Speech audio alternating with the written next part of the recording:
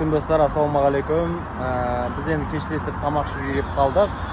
Болып жатқан нәрселердің бәрін айтып өтпеңіздер. Және де біздің аға бауырымыз енді Сержан және мен сестренкімдей болып кеткен, досымыз да болып кеткен, жақын араласып жүрген аға екеуінің бір арасында бір сыза түсіп тойға жете ма деп жүрген кезде екеуі ұрысып қалған екен. Сондықтан қазір тамақ ішуге келдік. Едіш екеуміз екеуін бір татуластырып жіберейік деген оймен.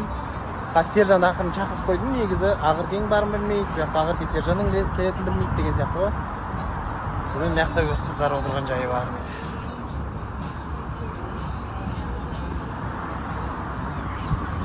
Бәрін көрсететін боламын.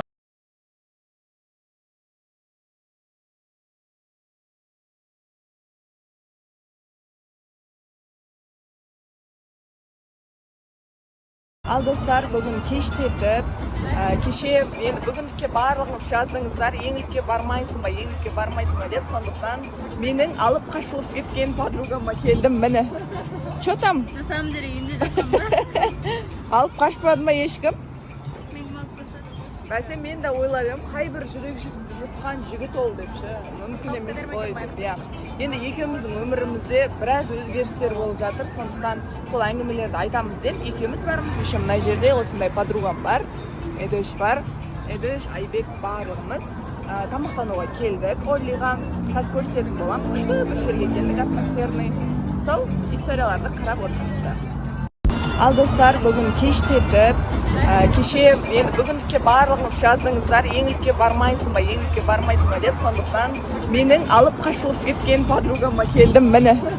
Чё там? На самом деле, үйінде жатқан ба? Алып қашпады ма ешкім? Мен кім алып қашады? Бәсе мен де ойлап едім, қай бір жүрек жұтқан жігіт ол депші. Мүмкін емес қой деп, иә.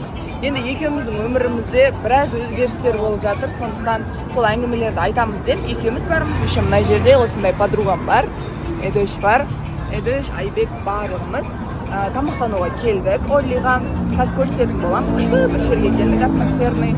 Сол историяларды қарап отырмыздар.